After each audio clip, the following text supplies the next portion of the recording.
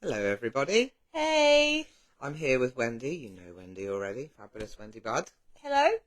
And she went to the, let me get this right, Public Health Collaborative Conference. Yes. Last weekend. Yes. And so it was amazing. Yeah, we thought we'd have a debrief.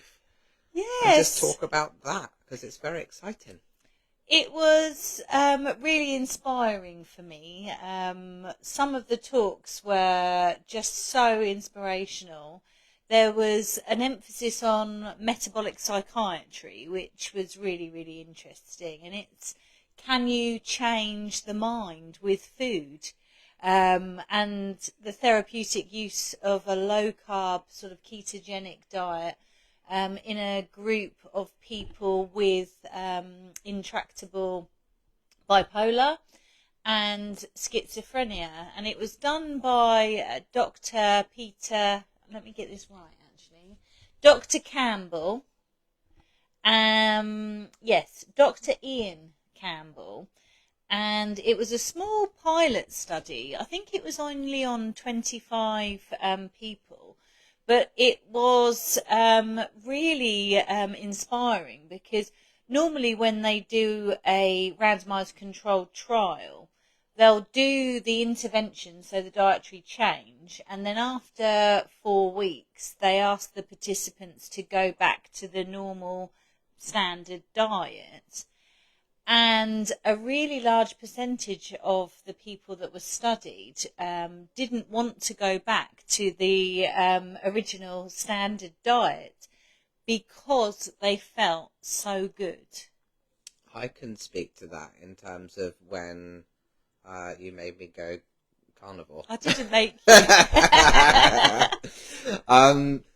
You know, I felt so good, and same with gluten free, and I never did go back from gluten free. I've always remained that. There's a slippery slope off carnivore. Once you have a few sweets here and a couple of chips there, you're off. But I could do probably getting back on that. But I can certainly speak to that in terms of you feel so. I remember describing it as like waking up from a zombie apocalypse and like becoming human again. And I think that's that's really what keeps me low carb or carnivore, is my mental health more than anything else, actually, and the ability to get things done.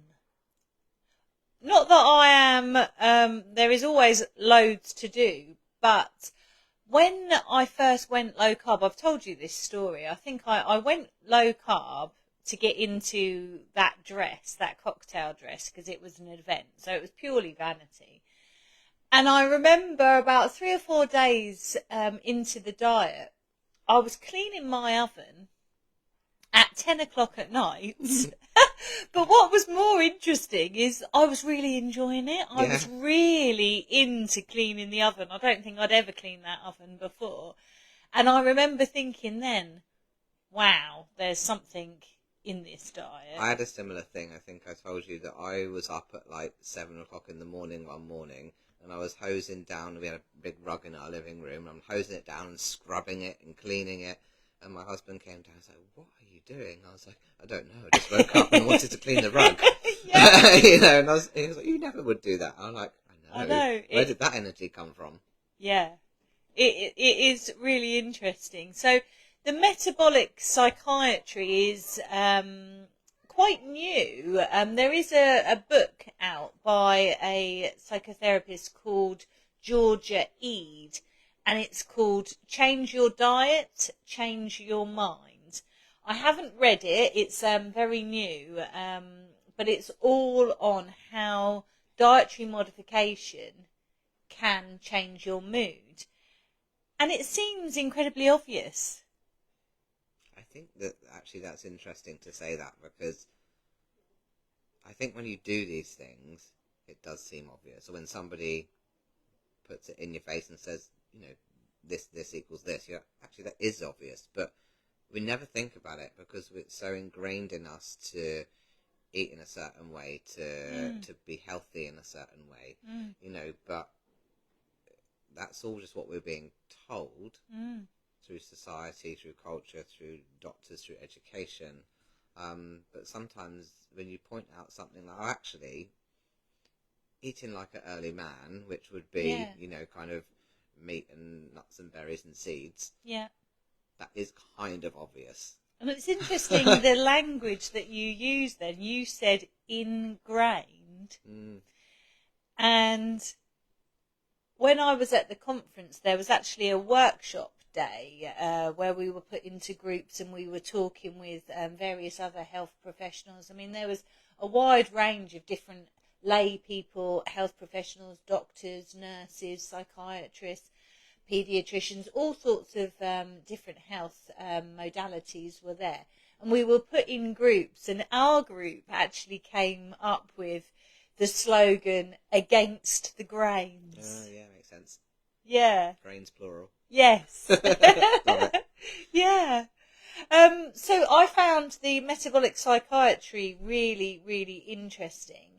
But there was another talk, well, there were two talks that I'd like to talk about. One, I think you'd find really interesting, and I sent you the link to it.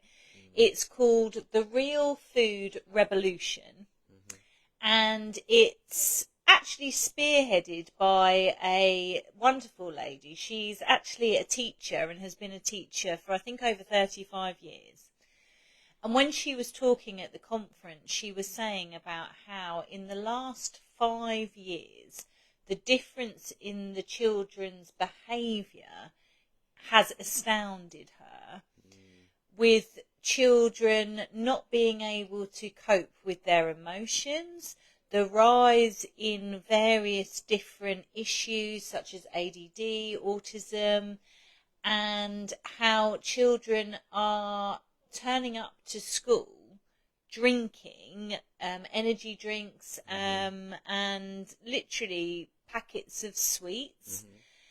And she was talking about how, as a teacher, most teachers really don't want to teach the class straight after lunchtime, because the children will be really energized and bouncing around so that they can't really get them to sit down and listen. But then after about 20 minutes, half an hour, they all slump and find it very, very difficult to concentrate. And that would be the sugar in their lunch, I assume. Yeah. So I know this from my children. We don't give our children sugar. Various reasons to do with medical stuff with my eldest daughter, but also she has ADHD. But it's a real foreign concept. We must be the only parents in the very large school that do that. Everyone we speak to thinks it's really odd, or just pulls a face, or doesn't even know how to negotiate that. Children are rewarded with sugar all the time. Every time there's a kid's birthday in the school, they give out little bags of Haribo, and we always give out raisins or stickers. And the first time we took a sticker sheet in, I got sent home with Octavia.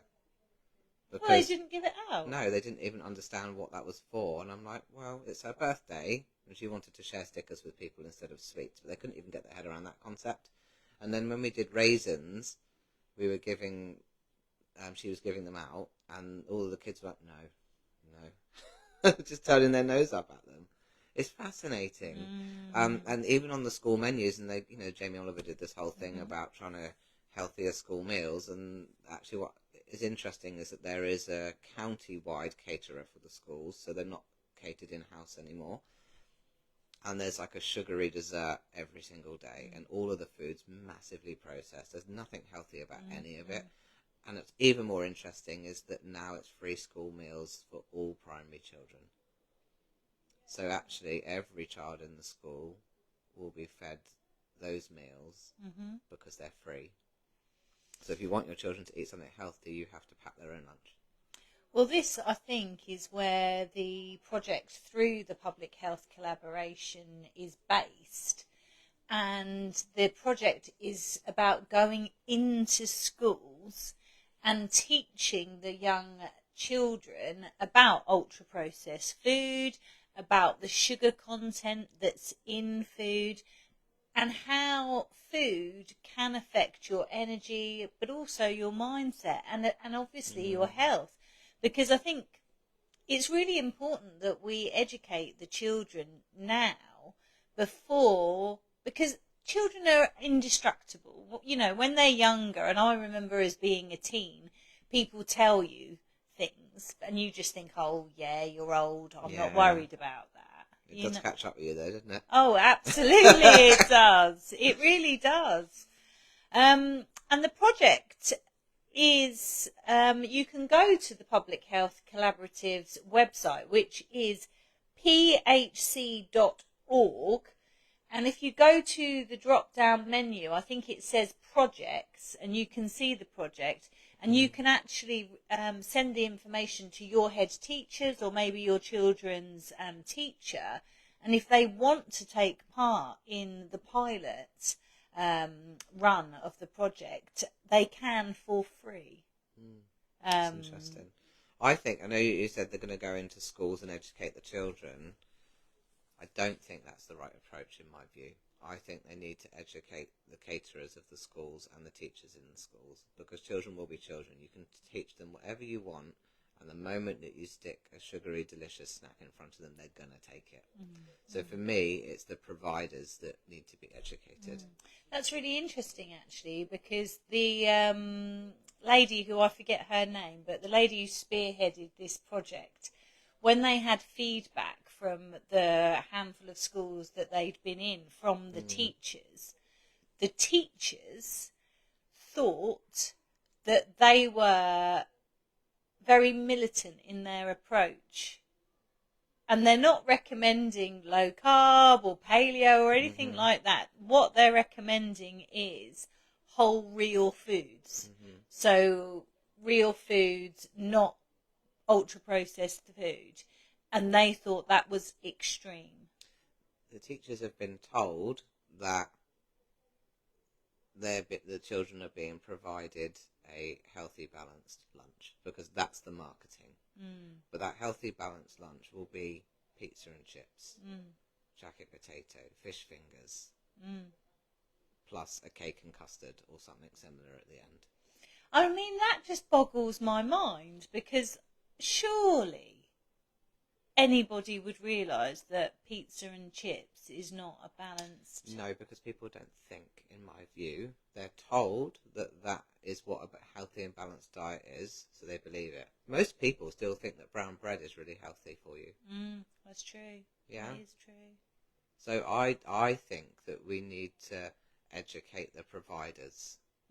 It's not the children that are the issue. They're the ones that are being tempted with the stuff. That's the issue, the temptation.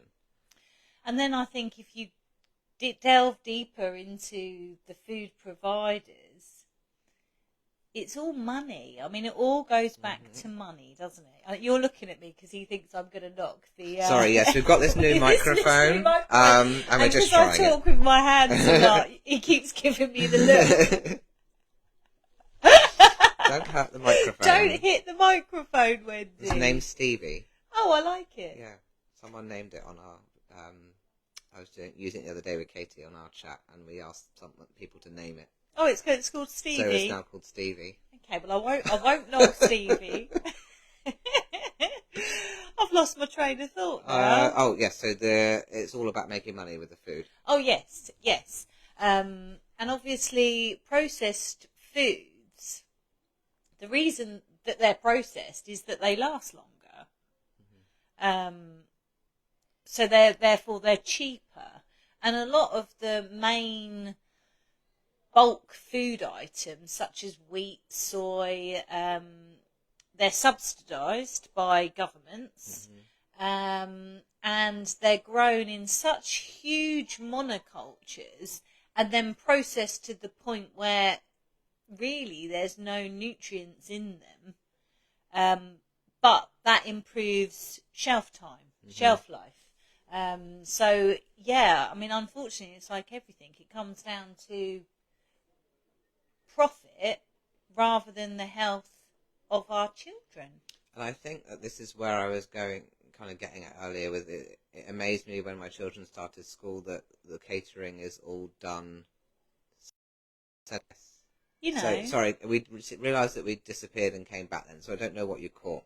So we were just talking about how the school food, the catering system, is managed by a central county, I guess, government-based provider who then delivers. Not all the schools subscribe to it, but most of them do. So they don't have to do catering in-house. But that's mind-boggling, isn't it? Like, how can it be more economical to have your meals shipped in from outside than make it on site?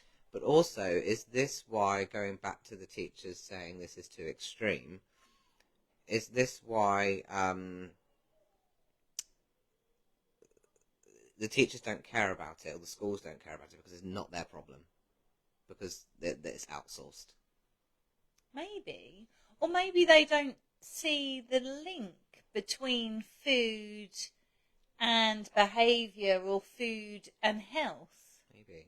I remember when I was at school, we used to get rewarded with McDonald's vouchers. If we used to get things called commendations, and so if you were good, you would get a commendation, and then you collected, I don't know, 10 of those, and they'd give you McDonald's vouchers. I mean, that is really shocking to me, you know, and especially now with, you know, the environmental issues that we're all aware of.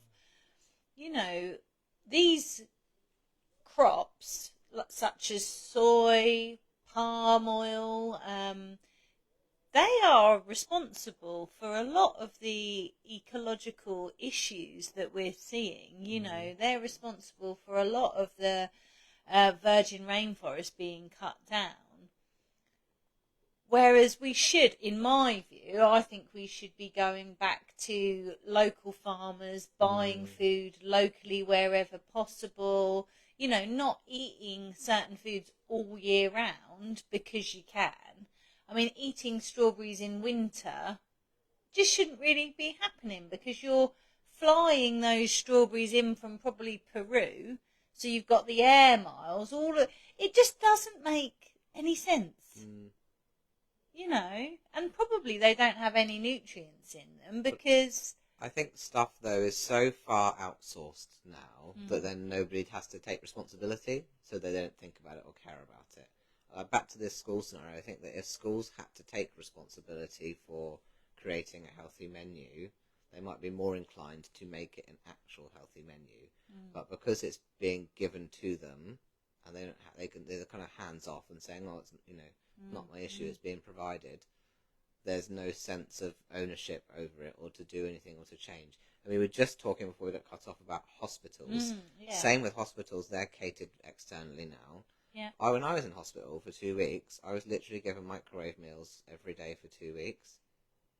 Yes. And even though it said gluten-free above my bed, they didn't know what that was. And they kept trying to give me sandwiches and biscuits. They just had no idea what that even meant. And I was like, you're a hospital. A hospital, and you don't understand what gluten-free means, and you're just giving me microwave meals every day. How do you expect me to heal? Well, I just don't think that. Perhaps it goes way back to when medical professionals are trained, that they're not trained in nutrition at all. I think if in the 7 years of training of becoming a GP or doctor, I think they get one afternoon. That is true. However, Katie, who I also do lives with, she works for the NHS, and she said that's now changing. Oh, well, that's really good, They're starting to incorporate nutrition into their training going forward. Although, again, what kind of nutrition? Is it nutrition based on brown bread is good for us nutrition, or is it nutrition based on whole foods are good for us nutrition? So that's just an interesting thing, but they are doing it now, so that's a step forward. Well, that leads me on to the next lecture that I found really interesting. So what you're saying there is they're probably being taught nutrition, but they will be taught the standard American diet, or out-of-date nutrition, let's call it, which recommends basically a third of your diet should be carbohydrates. And if you didn't know, carbohydrates, when you ingest them, the body breaks them down into simple sugars.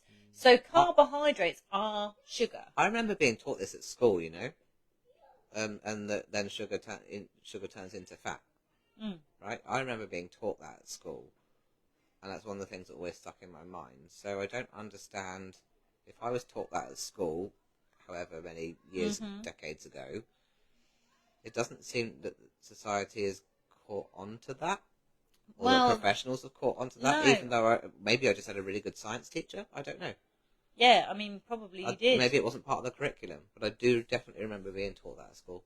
So, yeah, I mean, so the standard model is based on, well, you would imagine that it was based on science, wouldn't you? You know, that what we're told to eat, I won't tell you what I call the eat well plate, but it's not the eat well plate, I can tell you that.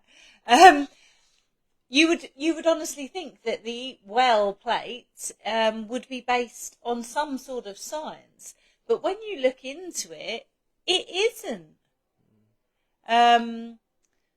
But the interesting lecture, there was another project that the Public Health Collaboration is working with, and it's called Liberate, and it's for people with addictive eating issues.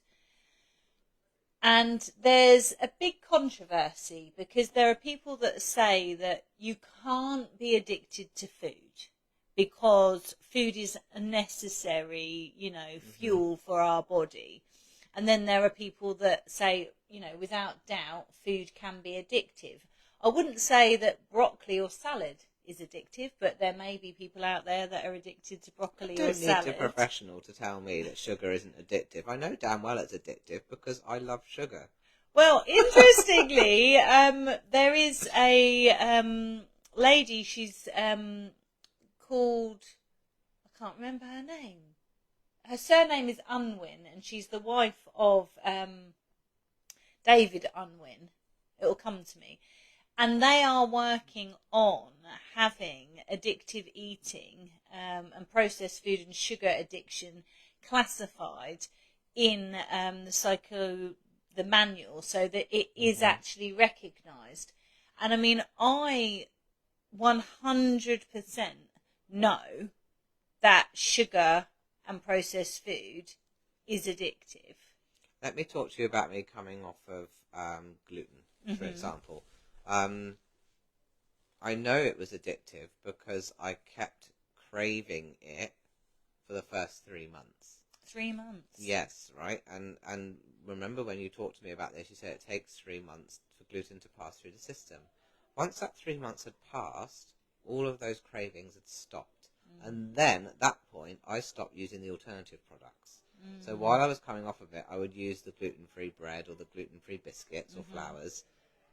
And then after that 3 months, because that gluten addiction or the gluten had passed through my system, it had gone, and then I no longer even wanted the bread alternatives or anything else. And I very occasionally have an alternative now, but not for any reason that feels addictive, just because it's a treat. And I find that really interesting. So I know that gluten was addictive, and I know how hard it is to give it up because I'd already tried to do it many, many times before. But I also know that I'm in that same place with sugar right now. I'm not even trying to give it up because I know I'm addicted and too addicted. At some point in my life I will, but I'm just not there yet. But it's like giving up smoking. You do it when you're ready. Yeah, and the project called Liberate is working with people with addictions, and what's really good is that it gives you group support, and you can sign up again through the Public Health Collaborative website. I think it's an 8-week program where they have Zoom meetings and talks, and they go through the sort of the science behind food addiction, but it's ongoing. You get ongoing support because anybody who's been addicted to anything will know that it is a symptom of something deeper. We eat to soothe our emotions. We eat to shield our emotions. If there's a celebration, there is cake. If there's commiseration, there's also cake. It's everywhere. So I think it's probably one of the hardest addictions to overcome because it's everywhere. And especially for children, as you say, your children, you know, I mean, it's probably someone's birthday most days, I would imagine, in school. So there's this... I've had to educate the staff at the school. I send one of my children in with a box of raisins just for them, like I'm assuming. Oh, we're back. Hello. We were just talking about raisins in school. So I send my children. I know that fruit is sugar, but it's refined sugar that I don't give my children. So one of my children I have to send to school with like a multi-pack of raisins, just in case there are any of these birthday celebrations, and they could just slip her one of those instead of a pack of Haribo. And my other one, her teachers are pretty good and they've got stuff, but I've had to do that kind of educating at school. And even the other day, one of them came out eating a rich tea biscuit, and I was like, "You're fucking kidding me." I was like, "Do you realise that this is full of sugar?" And I'm like, "Oh, it's just a rich tea. They're really plain." I'm like, no, just look at the ingredients. Just look at them. It's mostly sugar. And I think if you become addicted as a child, like we all do, I mean, for me, I'm reading a really good book at the moment. I highly recommend it. It's called Ultra Processed People. And I've just bought that book yesterday. It's really good. It's really good. And there's a chapter in there talking about Cocoa Pops. And, you know, I can remember going to my nan's, and I used to stay at the weekend or whatever, and she used to buy Cocoa Pops for me, and it was a real treat because I wasn't allowed them at home. And, of course, they're targeted at children. They're targeted with the pictures on the box. You used to get a toy inside. Yeah. I remember fighting my brother for those toys. And the little game on the back. Yeah. I remember them being marketed as a good source of calcium and vitamin D. Yeah, cereal was, as we know. I'm still not over my current cereal addiction. It's a new one. I've only just started. It's delicious. Yeah, and I mean, the processed food companies, they, again, I don't know that they are totally aware of how addictive the food are, but if you create a food, you want to sell more of that food, obviously. So by making it almost totally addictive, it's a good business model, isn't it? Did I ever tell you what I used to have for breakfast when I was a teenager? No. Oh, that's your phone. Oh, excuse me. I think this might be my sister. Oh. Hello.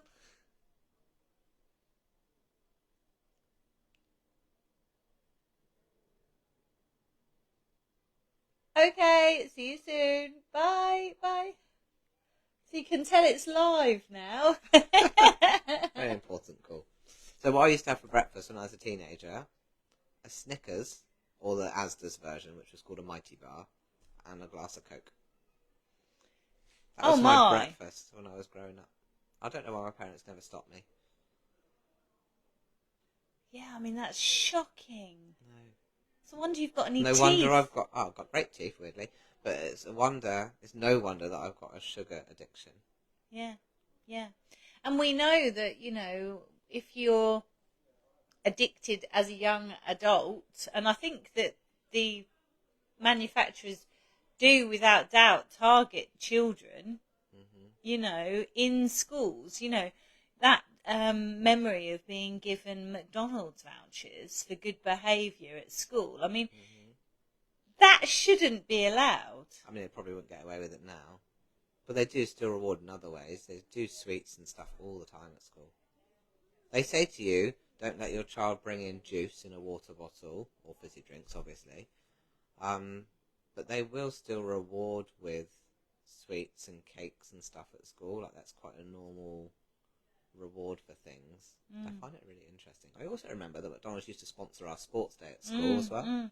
Well, if you look at Coca-Cola and Lucozade sponsoring the Olympics. Do you remember Lucozade used to be the thing that you'd have to have if you were unwell? Yeah. Lucozade is healthy because it makes you feel better when you're unwell. Because it's full of glucose, sugar. Yeah, and same with Coca-Cola. If you've got an upset tummy, people still believe that. Literally, this week, my in-laws are over from Greece at the moment, and that was brought up because my mum was feeling poorly. And like, oh, you need to get her some Coca-Cola. Oh, it's stunning. Do you know that Coca-Cola now is actively targeting countries, because in the West now their profits are going down because people are aware that you know, so they're targeting third world countries specifically, and also Nestle. You'll read about this. You talked about this one before. Yeah, with the water. I know the breast milk. Yeah. Not obviously you can't sell breast milk. I mean formula milk. But Nestle, they sent into Brazil like a floating supermarket to target natives in places that were, you know, hard to reach. And the obesity in these areas now is on par with the West. Interesting. Yeah. But And I mean, they know what they're doing. It's a good business model, as you say. Yeah. I just don't know how these people can sleep at night. On a lot of money. Well, yeah. Yeah, that's exactly it. That's exactly it. I mean, it's we need to change the model, don't we? A consumerist model. I think that, as you said earlier, it's just about where you can shop local. If we can keep it local, everything probably would resolve itself. I appreciate we can't all afford to do that. It's a very difficult world. I used to shop local, and since having 2 children and the cost of living, I'm, you know, back in Aldi. You've got to do what you've got to do. So there has to be an element of realism about it. But I think what's most important is awareness. Awareness of what you're buying into, awareness of what these things can create in the long run, awareness of where these things come from, who's behind it all. And I think when you have awareness, little by little you make better choices as and when you can. And I think that's what's important. If we will, you don't have, there's a good phrase, and I always misquote it, but something along the lines of, you don't have to do everything 100% perfectly, because, no, let me start again. Oh, hang on. If 100% of people were doing everything imperfect, oh shit, I can't remember. I kind of get the gist of what you're saying. Basically, don't do it right. Like, don't try and do everything 100% because you're more likely to fail. Because you'll never get 100% of people doing things 100% perfect all of the time. But if 100% people were making a little bit of effort, even 1% better, that would make the bigger difference. Yeah. So what I was trying to say, and I will find the quote and post it somewhere once I found it, is that, you know, don't put, when you put pressure on yourself to have to do it all right, you do nothing. Yes. So if you can make small contributions, everything is a contribution. If everybody made little contributions, the world would be a damn sight better. Yeah. And just being aware of what you're eating. You know, are you eating the majority of your food? Is it ultra-processed food? Does it come in a packet? Are there more than 5 ingredients? Are there ingredients in your food that are also in your deodorants? I mean, that's shocking. Yeah. Propylene glycol and things like that. They're put in food to condition and keep it soft and as a preservative. But they're also in your personal care products. And the other one, I think I've said this before, if you can't pronounce it, don't eat it. Yeah. There's a lot. I think, I had something in mind to say and it's disappeared. I don't know. But I think just, as you say, have awareness, do little changes where you can. What can you afford? What can you realistically do? What can you cope with doing at the moment? So for me, I cannot deal with giving up sugar right now. I'll park that, do that another day. But what I can do is something else that's small or different. Like for me, not get my children addicted to sugar. Yeah, and I mean, I think that is really absolutely the most important thing. Even if you can't impact yourself, you can impact your kids.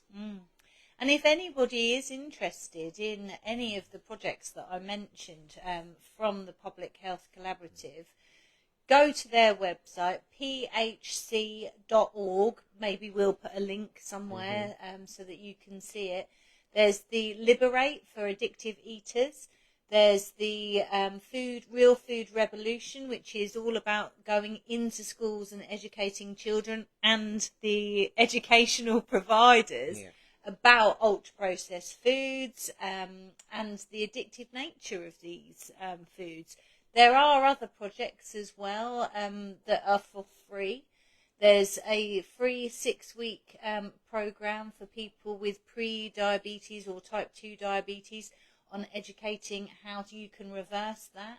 Completely free 6-week program, little videos that is really helpful. But phc.org, really good website. Felt so enthusiastic after coming away. And diet really can not just change your weight. I mean, it's nice to not feel uncomfortable in your skin, but for me, it's the mental health that really keeps me eating this way. Yeah, I fully concur with that. Do you? Yes, You massively. concur. I concur. I concur. I concur. Concur, And we've gone nuts. Yes. But yes, talking of mental health, here we are, two crazy people. Going nuts. Thank you, Wendy. Oh, thank you. So, and I think it is so important. And I think maybe perhaps you could show your children's school the link and see if you could make some inroads there. could try. I've got a very stubborn leadership team, but I will try. I will try. Right. All right. Well, lovely to see you. Take care. Bye-bye. Bye-bye.